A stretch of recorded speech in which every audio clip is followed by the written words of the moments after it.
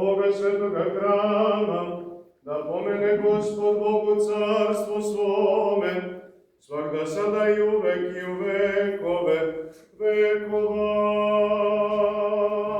Visoko preosvećenog mitropolita našeg Arsenija, sveštenički monaški redi, sanklik crkveni, da pomene Gospod Bog u carstvu svome, svakda sada i uvek i u vekove vekova.